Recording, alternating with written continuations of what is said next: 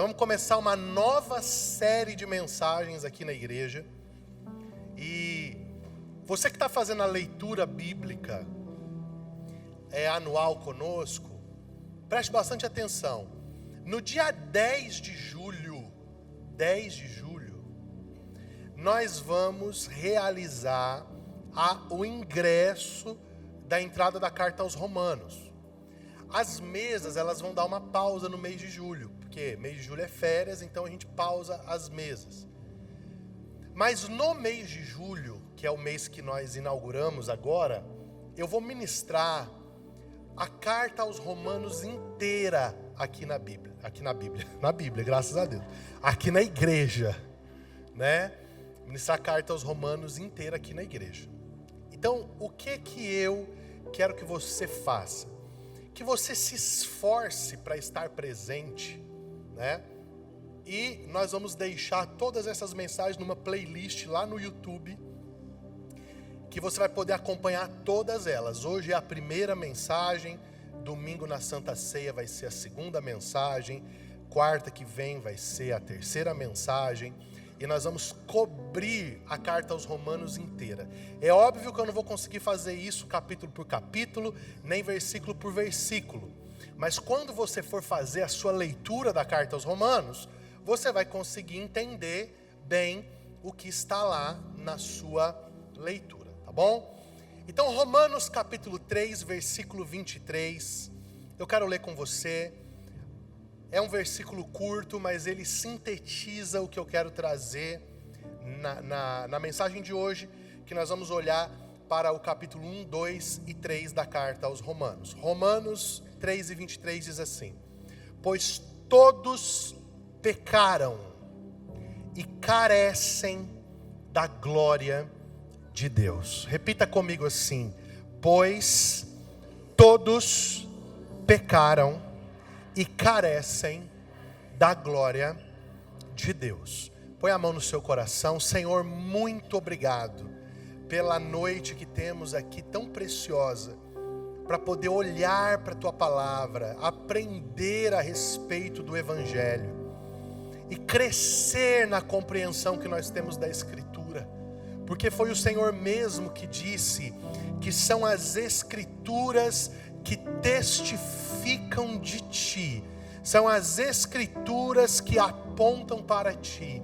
Então nós precisamos examiná-las, precisamos conhecê-las e precisamos desfrutar de tudo que as Escrituras nos oferecem. Senhor, fala comigo, fala com a Tua igreja, com aqueles que estão presentes e também com aqueles que vão assistir depois pelo YouTube. Que a Tua boa mão possa conduzir, Senhor, a minha boca, e que a revelação da Tua palavra seja límpida, clara e transformadora. Assim oramos em nome de Jesus, amém e amém. Queridos, nós vivemos em uma época que cada vez mais o óbvio, o básico precisa ser dito e relembrado.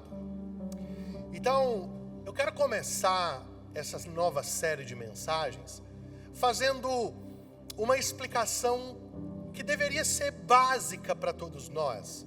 O que significa a palavra Evangelho? Porque a gente fala muito sobre você precisa crer no Evangelho, você precisa aceitar o Evangelho. O Evangelho vai mudar a sua vida assim como mudou a minha vida. E muitas vezes a gente está falando de Evangelho e a gente não consegue conceituar o que é o Evangelho. Então, a primeira coisa que nós precisamos é de uma definição bíblica. O que é o Evangelho? Em Romanos, capítulo 1, versículo 16, a Bíblia nos diz o que é o Evangelho. Paulo diz: porque eu não me envergonho do Evangelho de Cristo, pois é o poder de Deus para a salvação de todo aquele que crê, primeiro do judeu e também do grego. Vamos ler todo mundo junto? 1, 2 e 3. Pois não me envergonho do Evangelho, porque é o poder de Deus para a salvação de todo aquele que crê, primeiro do judeu e também do grego. Existem algumas coisas aqui que nós precisamos olhar. A primeira é que o evangelho de que Paulo não se envergonha é o evangelho de Cristo. Isso é uma qualificação. E por que Paulo está qualificando o evangelho? Porque a palavra evangelho, ela não é uma palavra de origem cristã. A ideia de evangelho, essa palavra que é grega e que traduzida significa boa notícia. Boa notícia. Então, essa palavra ela não é em si cristã. O cristianismo emprestou essa palavra da cultura greco-romana. Mas a raiz dessa palavra é greco-romana. E em qual contexto ela era aplicada? Os dias que Jesus viveu, igualmente os dias que Paulo viveu, foram dias que aconteceram debaixo do domínio do Império Romano. O Império Romano, ele se estendeu por uma região da Europa, parte do Oriente Médio. O Império Romano, ele se expandiu, fez muitas conquistas, e ele trouxe um avanço civilizatório para o mundo. E o que os romanos diziam? Os romanos diziam que aqueles que estavam fora dos limites do império eram considerados bárbaros. Eles não tinham luz. Eles eram seres menores. Eles precisavam de luz. Eles precisavam ser alcançados pela evolução civilizatória. Então, a cada vez que Roma conquistava uma região, o que acontecia? Os romanos enviavam emissários para essa região. E como que você acha que esses emissários, esses mensageiros de Roma, de César, se chamavam? Eles se chamavam apóstolos, que do grego significa, da origem da palavra apostoloi, que significa enviados.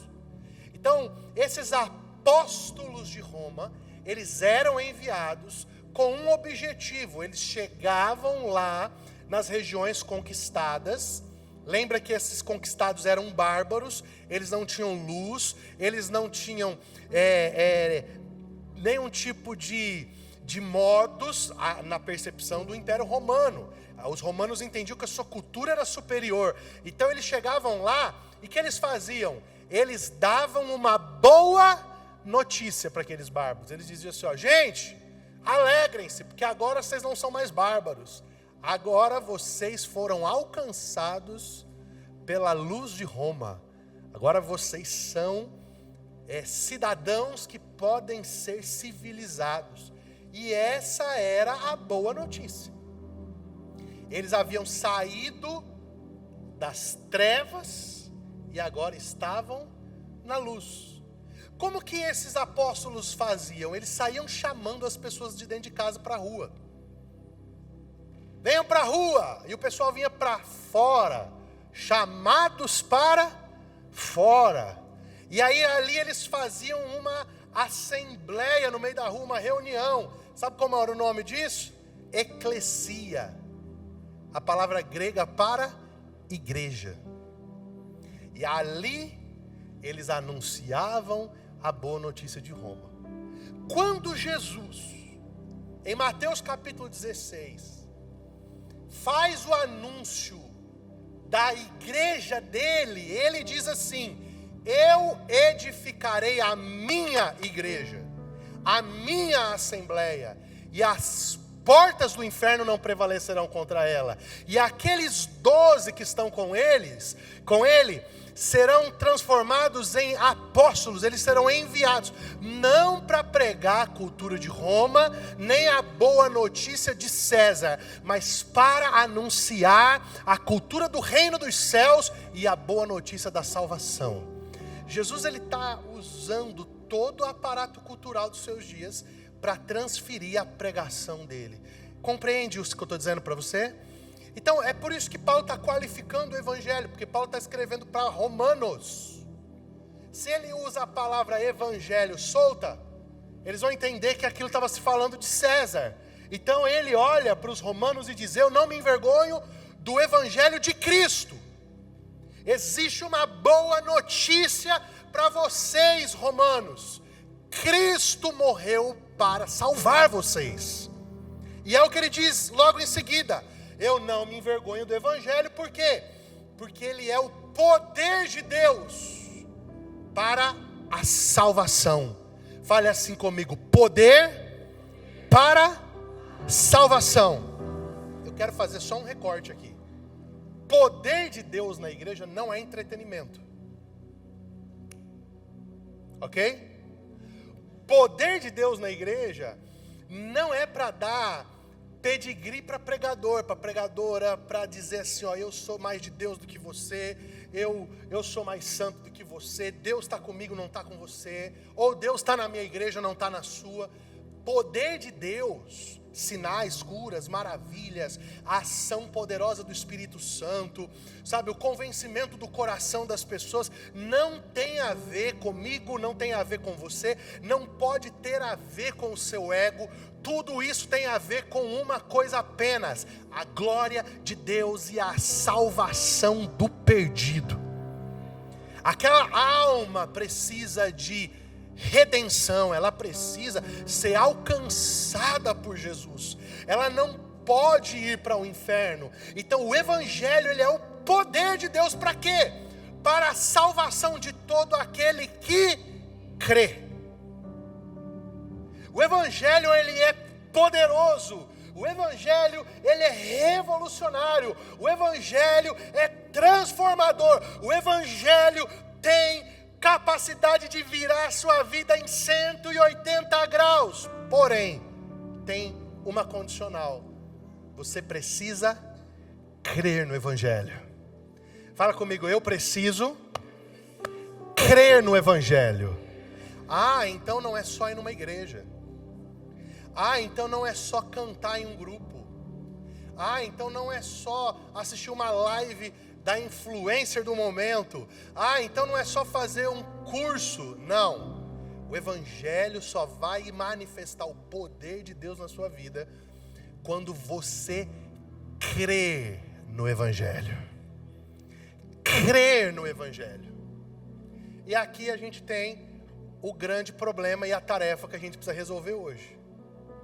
Por quê?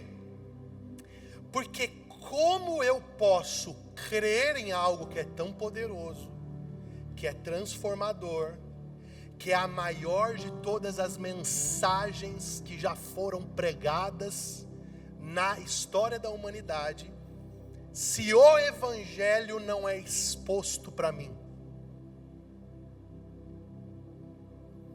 Então, antes de adentrar os meus 3 pontos dessa noite, eu quero dizer uma coisa para você.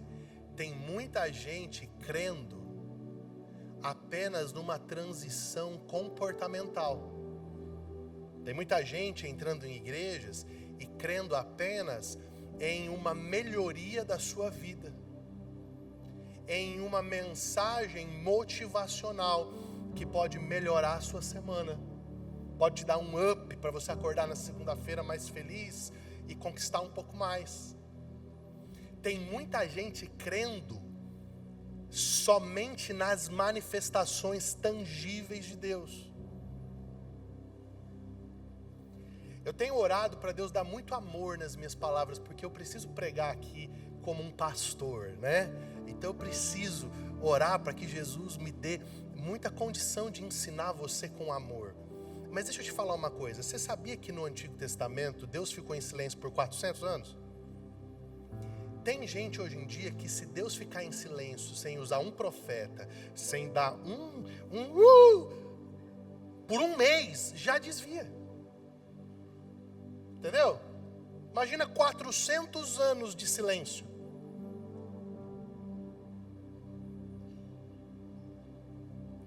Por quê? Porque muita gente está crendo só no mover, só no sinal. só naquilo que se pode perceber, que se pode tocar. E o poder de Deus não se manifesta quando eu creio no sinal. O poder de Deus se manifesta quando eu creio no Evangelho de Cristo. Tá?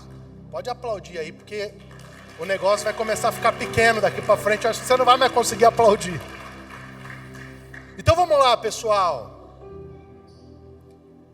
Fala assim comigo: o Evangelho é a boa notícia de Cristo Jesus, que dá poder para que o pecador possa ter salvação. Então sim, é verdade. Quando alguém falar para você assim, o Evangelho é uma boa notícia, sim, ele é uma boa notícia. Mas antes da boa notícia, eu quero falar com você hoje sobre a má notícia do Evangelho. Por quê? Porque antes do Evangelho ser uma boa notícia para você, ele é a pior notícia que você pode receber na sua vida. O Evangelho, para ser de verdade de Cristo, antes dele ser a melhor notícia que você vai ouvir, ele é a pior notícia que você vai ouvir. Lembra quando alguém chega para você e fala assim: eu tenho duas coisas para te falar, uma é muito ruim e outra é muito boa, qual que você quer ouvir primeiro? Normalmente é que as pessoas falam: começa pela ruim, porque a boa ameniza. É exatamente essa a mensagem do Evangelho. Para você poder crer no Evangelho, você não consegue crer no Evangelho sem primeiro você ouvir a má notícia do Evangelho. Então preste atenção, imagina que você chega num consultório médico, e o médico olha para você, ele pega os teus exames, ele pega uma ressonância, olha para você bem no fundo dos seus olhos e diz assim: eu preciso te dizer algo, eu não tenho uma boa notícia para você. E aí você fala: tá bom, doutor, então fala logo. Aí ele diz: você tem um câncer, ele é maligno, mas ele está num estágio inicial. E aí nessa hora, o médico olha para você e ele vê uma lágrima escorrendo dos seus olhos. E aí, porque ele se comoveu com a sua lágrima, ele diz assim: mas fica tranquilo, toma umas vitaminas, sabe aquele Centrum de A a Z? Toma também uma vitamina C daquela efervescente, e vai ficar tudo bem, relaxa, você vai viver. Você acha que esse médico, ele está conduzindo a seriedade do seu caso corretamente, ou ele está sendo negligente com você? Esse é o problema da igreja evangélica brasileira hoje. Vocês, eu não vou bater não, porque vocês são as minhas ovelhas. O povo da internet, vocês não.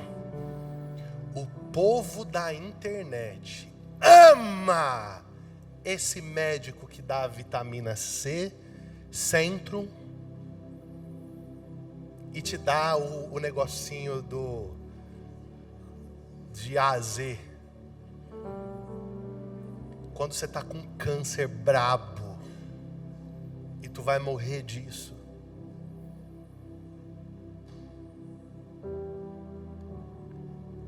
Mas as pessoas, elas vivem uma eterna negação da sua realidade, da seriedade da sua realidade.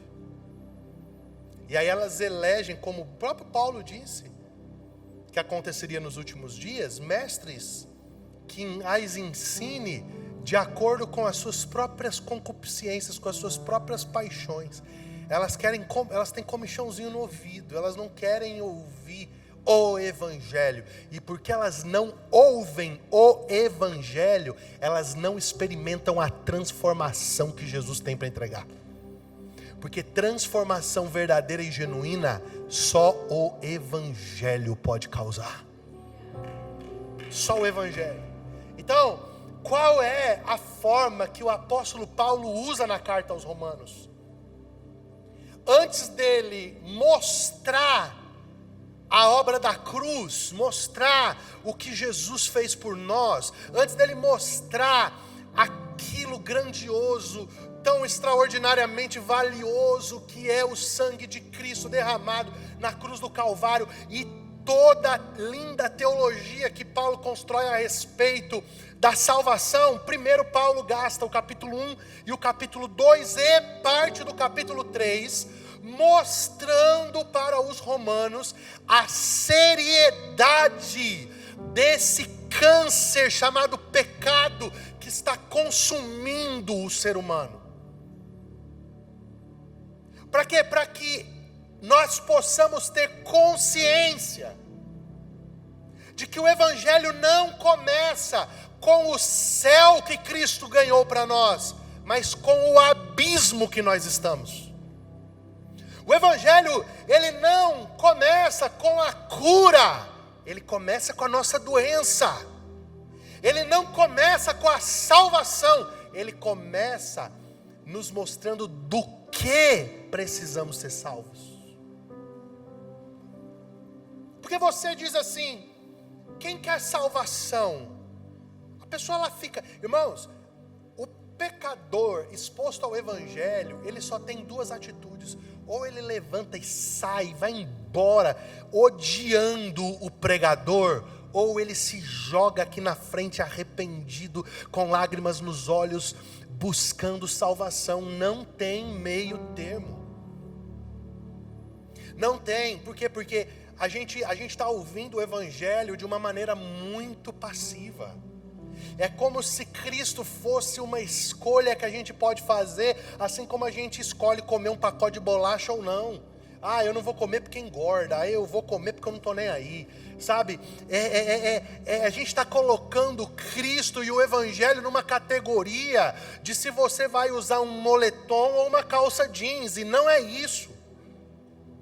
O Evangelho de Cristo é a única saída para a mais grave de todas as doenças que nós sofremos, que é o pecado, que é a doença que vai nos levar para o inferno, se não houver uma consciência de intervenção da poderosa mão de Jesus na nossa vida.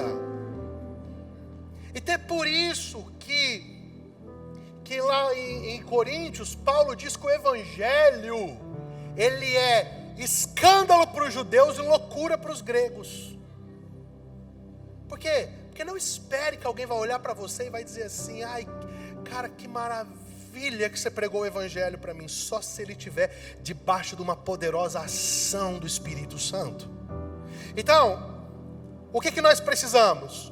Precisamos decodificar essa má notícia que nós precisamos receber.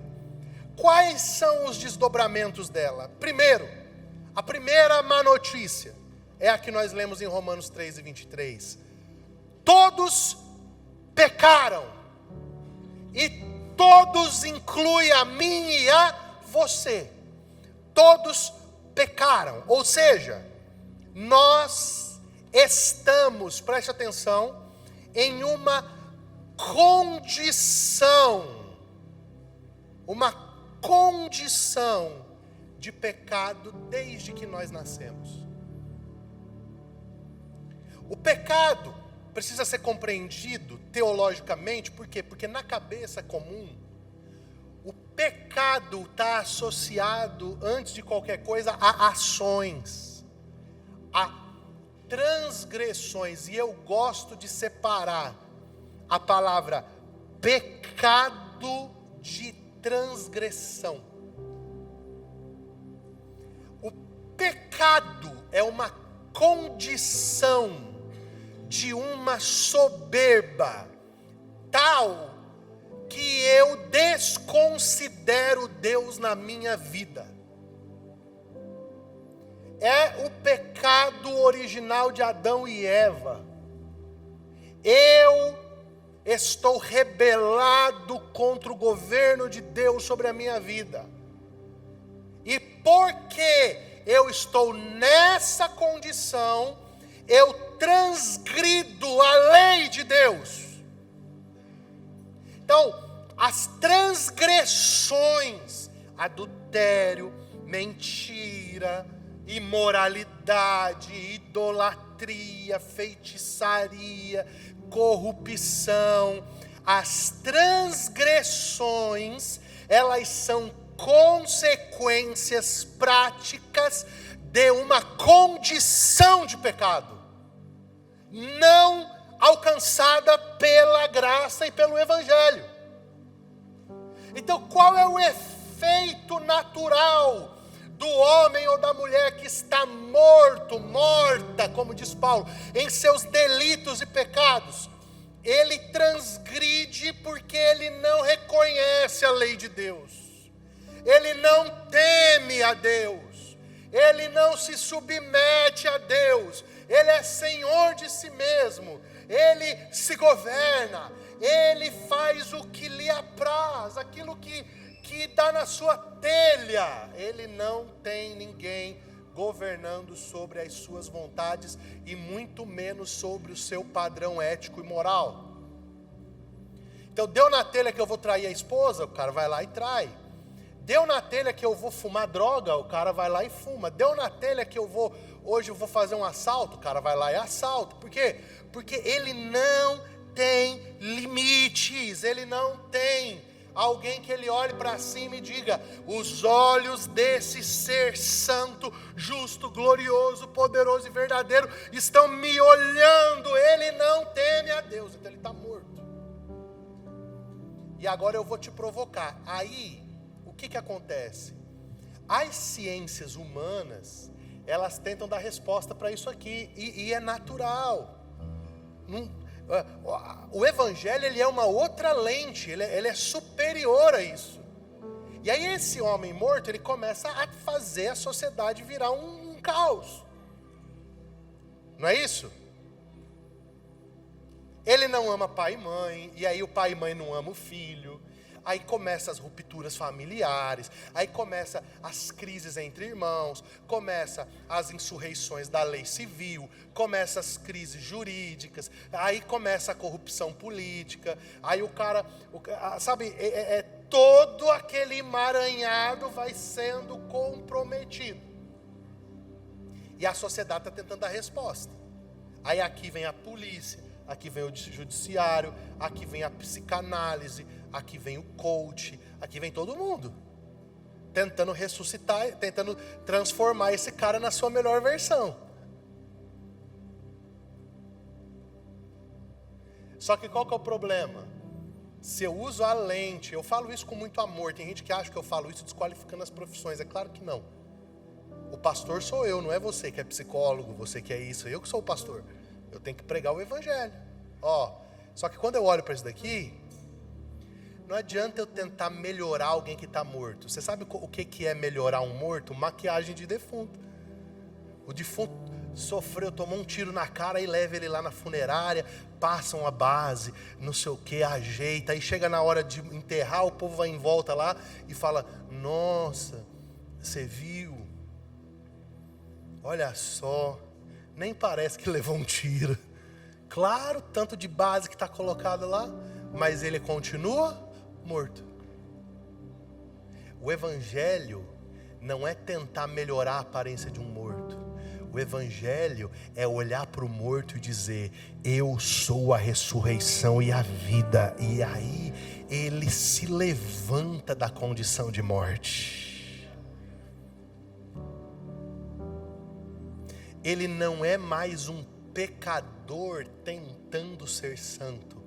Ele é um santo lutando contra o pecado.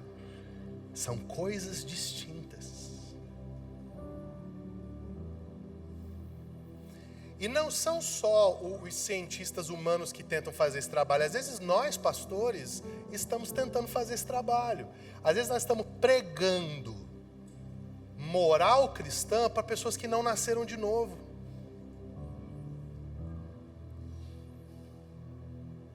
A gente está tentando fazer pessoas se comportarem como cristãos, mas elas nem creem no Evangelho.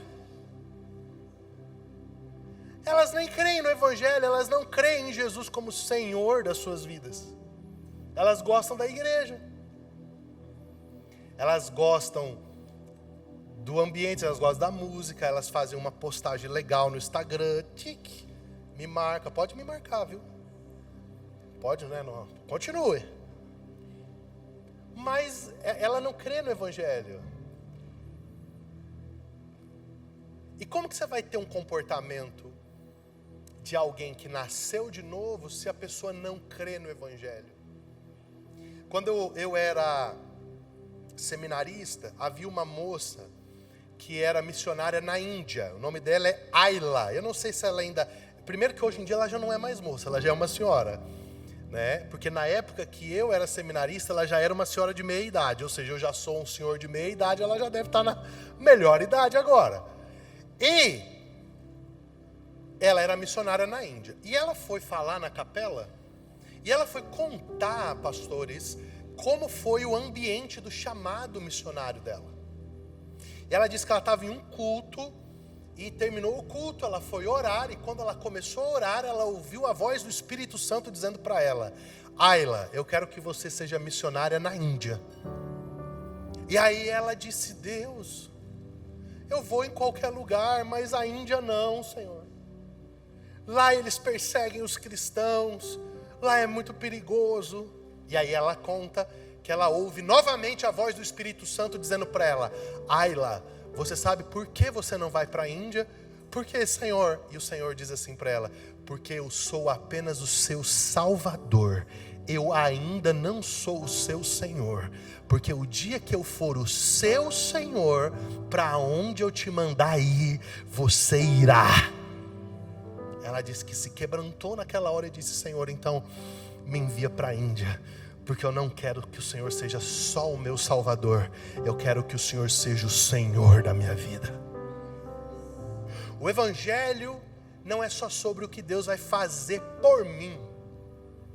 O Evangelho é sobre a submissão à boa, agradável e perfeita vontade de Deus. Então não adianta a gente pregar moral cristã para quem não crê.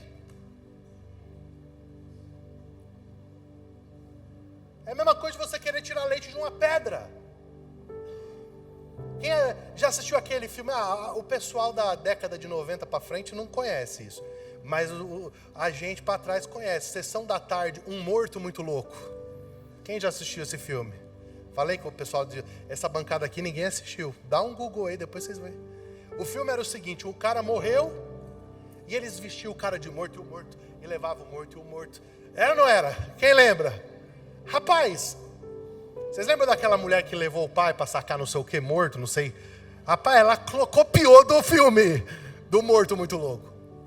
Você tenta pregar o evangelho para um morto, ele não tem receptor espiritual para entender a mensagem. Paulo falou isso lá em Corinto.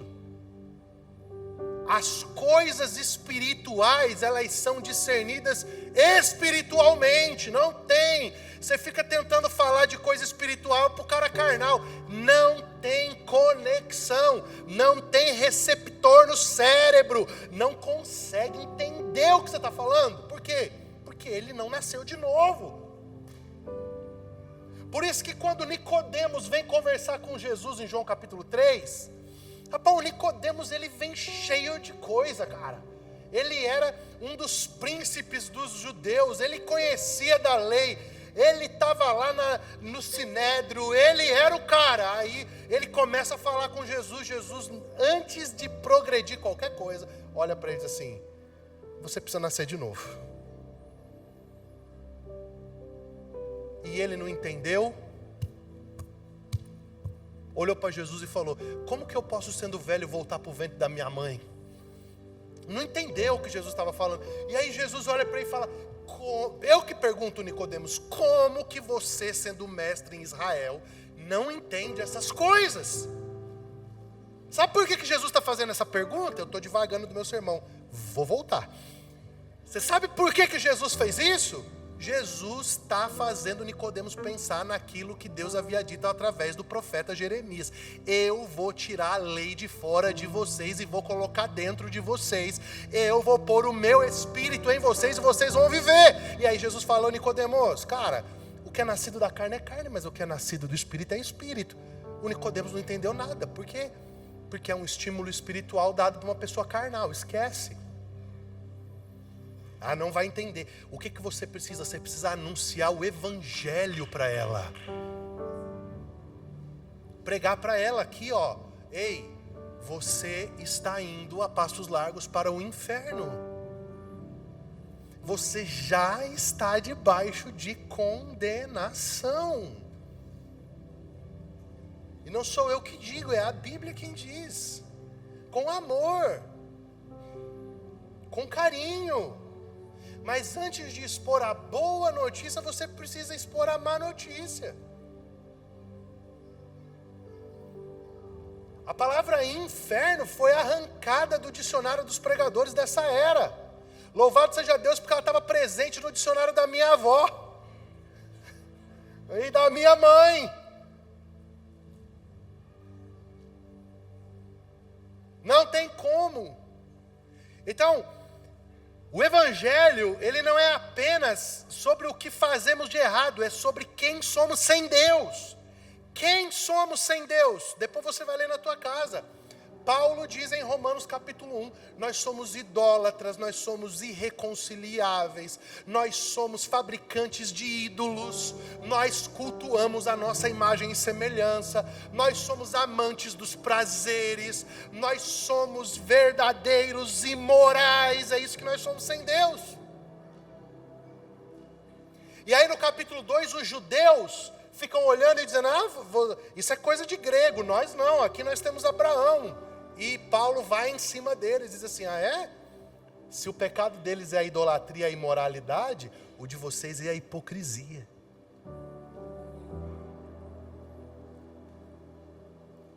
Em outras palavras, vocês têm nome de quem vive, mas estão mortos. Vocês estão pensando que Abraão pode salvar vocês? Igual aquele pessoal que diz, eu subo no arrebatamento nem que for segurando no calcanhar da minha mãe, que é de oração. Sobe não, irmão. Assim não, tá? Não funciona assim. Vocês acham que a história de fé de Abraão vai salvar vocês? Negativo. Então, sabe, a gente precisa entender que não é só sobre os nossos erros de cálculo, é sobre a nossa rebelião contra o rei. Não é sobre apenas as nossas falhas morais, é sobre a nossa ruptura de aliança com o Criador. E outra coisa, não adianta você dizer assim, eu não estou nisso, tá, porque o pecado é universal. Todos pecamos, essa é a condição de todos os homens. E aqui eu quero que você preste bastante atenção. Existem alguns níveis que o pecado atinge, e isso não é superficial. Primeiro, o pecado, ele atinge o seu coração e a sua mente. Você passa a pensar e a desejar as coisas que não têm a ver com a glória de Deus. Sabe qual que é uma das marcas da presença do Espírito Santo na nossa vida? Sabe qual é uma das marcas que o Espírito Santo está dentro de nós? A recondução dos nossos pensamentos. É quando a gente começa a pensar nas coisas que são do alto, aonde Cristo está. Se é verdade, diz Paulo, que nós ressuscitamos com Cristo, nós precisamos pensar nas coisas que são do alto, onde Cristo está. Essa é a marca da presença do Espírito. A nossa mente começa a ser reconduzida. Agora, se você pensa em imoralidade o dia inteiro, em cobiça o dia inteiro, se a sua mente é uma fábrica de ídolos, se você vive atraído, como bem ministrou a pastora Sheila aqui, no momento da generosidade, pelas coisas dessa terra, se teu coração está cravado aqui, não tem eternidade, não tem desejos altos, questione-se. Questione-se, meu irmão. Questione-se, minha irmã. se você não precisa ou viver uma verdadeira experiência de conversão, ou desenvolver a sua conversão de maneira mais séria.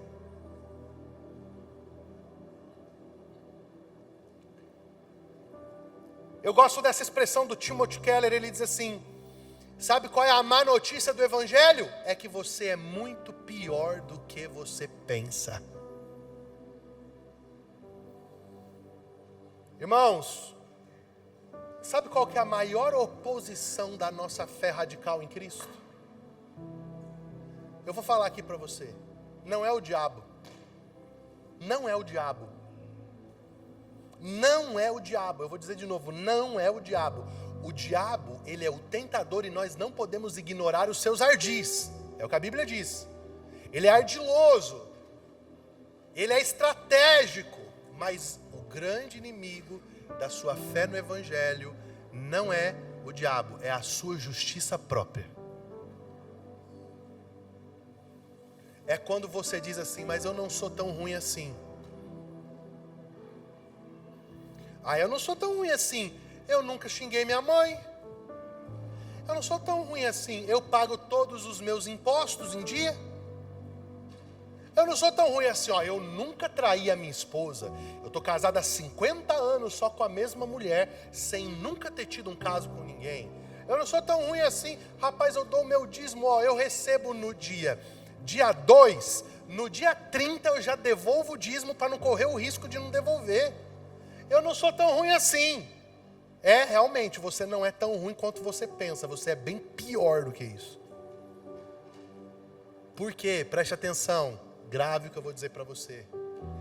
Lembre-se, antes do pecado ser transgressão, ele é condição. E aqui eu quero fazer uma pausa. Se todos nós fizermos uma análise bem sincera, nós vamos chegar à conclusão que lá dentro do nosso coração, em algum lugar de nós, existem altares construídos a deuses que não são altares que glorificam a Jesus. Alguns já derrubaram muitos altares. Alguns já fizeram uma jornada de verdadeiros devastadores de idolatria. Talvez agora, quando você me ouve, você até lembra, você consegue nomear alguns altares que você já venceu.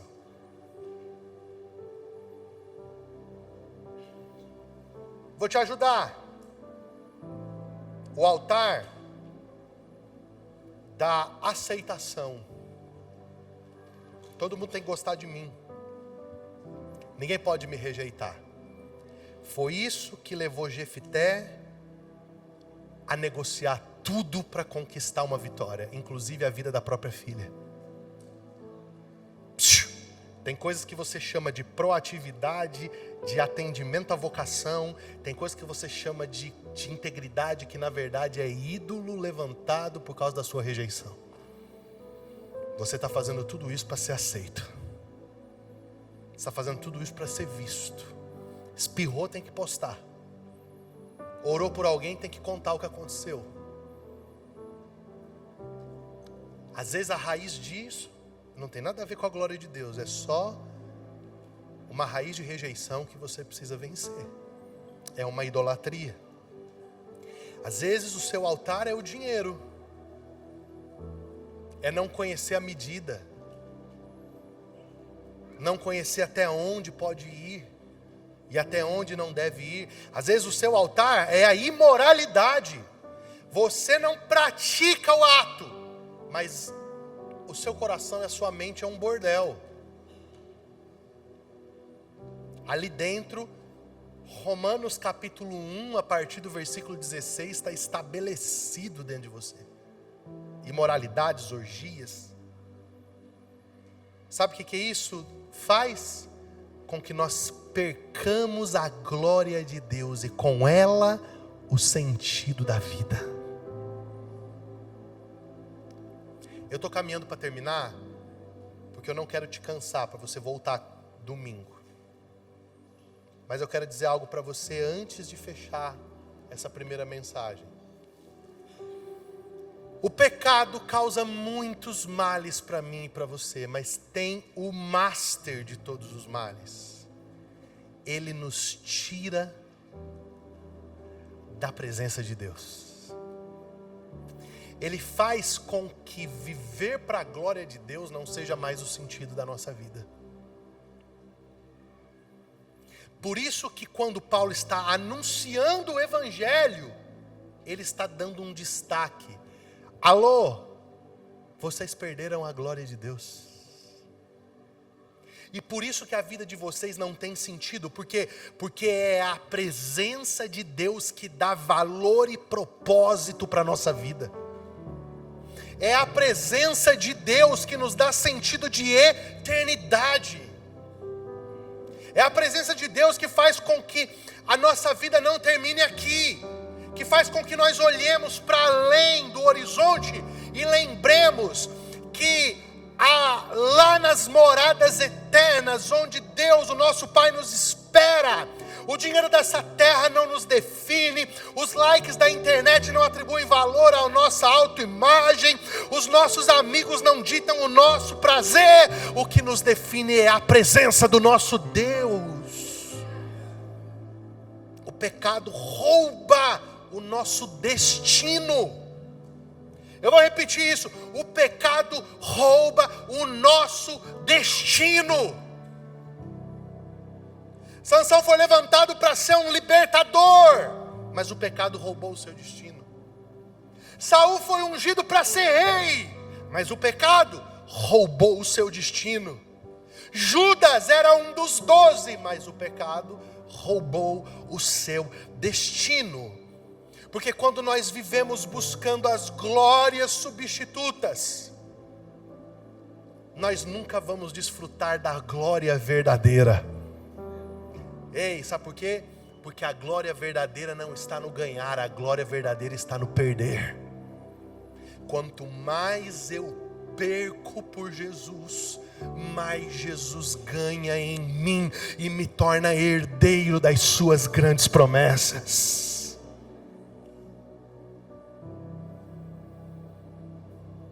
Sabe, esse paralelo que a pastora Sheila citou aqui na palavra da oferta, ele precisa nortear muito a nossa vida. Fiéis no pouco, colocados sobre o muito. A gente sempre faz essa analogia pensando assim: se eu não sou fiel em 10 reais, eu não vou ser fiel em 1.000 reais. Não é disso que Jesus está falando. Sabe o que é o pouco para Jesus? Essa era. Tudo que tem a ver com esse tempo. E sabe o que é o muito? A era que há de vir. Venha, bendito do meu Pai, possua o reino que te está preparado. Isso é o muito. Então, querido, a segunda má notícia é que você perdeu a glória de Deus. Sabe quando você chega para alguém que não crê em Jesus? Você fala para a pessoa assim: cara, essa noite eu estava numa vigília de oração e nós sentimos a presença de Deus. Ele fica te olhando assim com a cara.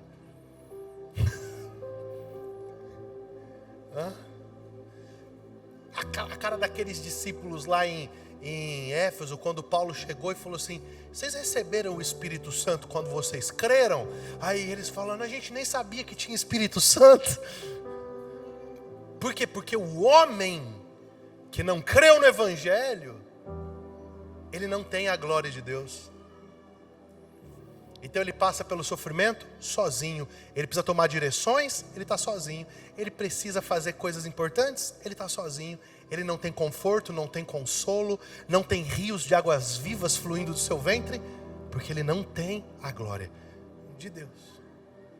E sabe qual que é a terceira má notícia, e eu termino? É que você não pode se salvar dessa condição, mesmo que você seja muito santo. Não tem jeito. Você, com a sua própria força, já sei, eu realmente entendi, pastor, eu sou esse pecador maldito. esse idólatra, essa casa de imoralidade, de corrupção. Tudo bem, mas amanhã cedo eu tomo uma decisão. Eu vou mudar. Eu não vou mais pecar. E aí você acorda no dia seguinte e diz, coloca uma folhinha lá na tua geladeira, lista os teus 10 pecados piores que você pratica e diz, hoje eu não faço mais isso. Aí dá 8 da manhã, 10 da manhã, meio-dia, 4 da tarde, você tropeça em um deles. 6 da tarde você tropeça no segundo. Aí, meu irmão, daí para frente até meia-noite você já pecou os 10. Sabe por quê? Tenta colocar um morto de pé. Não fica em pé.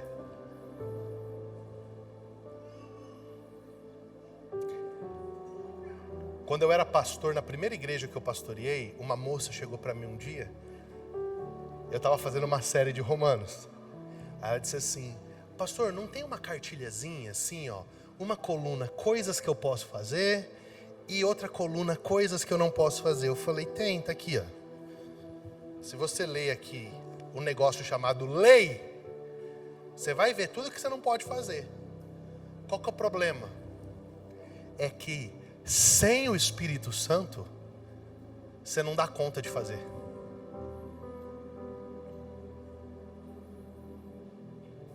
Você não pode se salvar. Você não consegue se auto-ressuscitar. Ei, preste atenção. Existe uma lei espiritual na Bíblia que você precisa guardar. Até Jesus não se auto-ressuscitou. Quem ressuscitou ele foi o Pai. Lázaro não se auto-ressuscitou. Quem ressuscitou ele foi o Filho. Ezequiel 37 tinha um vale de ossos secos. Deus levou o profeta lá dentro e disse, profetiza, ossos secos, ouçam a palavra do Senhor, fale com o Espírito. E a Bíblia diz que o Espírito veio dos 4 cantos, e o Espírito foi organizando aqueles ossos, e aí depois veio os tendões, depois veio os músculos, depois veio a carne, depois veio os ossos, e eles eram um exército, mas eles ainda não tinham vida. E aí Deus diz para Ezequiel, agora Ezequiel, fala com o Espírito. Profetiza, fala para o Espírito entrar neles. E a Bíblia diz que quando o Espírito entra neles, eles se tornam vivos.